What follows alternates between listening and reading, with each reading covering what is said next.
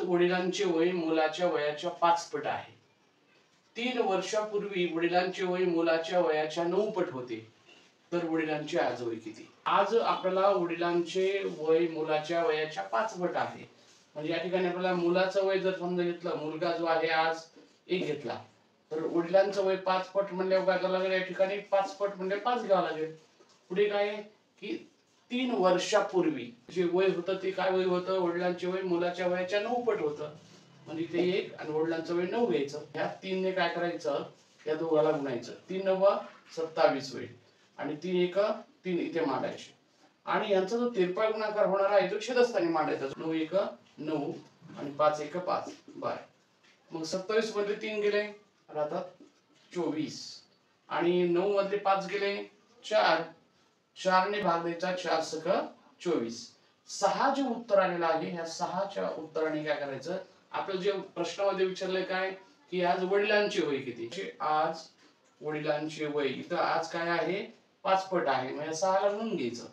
मग 6 गुणिले 5 6 पंचे 30.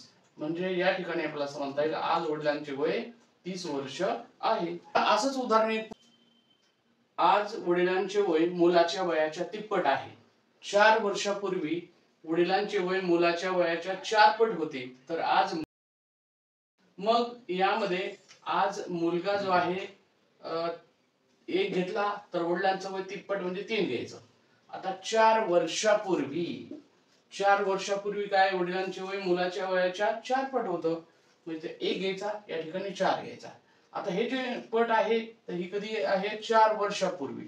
म्हणजे या संख्येने या 4 वर्षापूर्वी असल्यामुळे या दोघाला गुणायचं. 4 1 4 आणि 4 चौक 16. जो गुणाकार मोठा तो आधी मांडायचा आणि मग त्यांची वजाबाकी. आता पुढे तिरपा गुणाकार 4 1 4 आणि 3 1 3. मग 16 मधले 4 गेले 12 राहिले. आता या ठिकाणी छेदामध्ये 4 मधून 3 गेला 1 राहतो. 1 छेदस्थानी लिहिण्याची गरज नाही. मग आलेली जी 12 संख्या आहे 12 या संख्येने आपल्याला विचारले आज वडिलांचे वय किती? मग आज या ठिकाणी वडिलांच्या किती पट आहे? तर वडिलांची तिप्पट दाखवलेली. मग 3 ला गुणायचं या 12 ने. वडिलांचे वय जे आहे 12 गुणिले 3 करायचं. 12 गुणिले 3 म्हणजे 12 त्रिक 36 वर्ष हे वडिलांचं वय.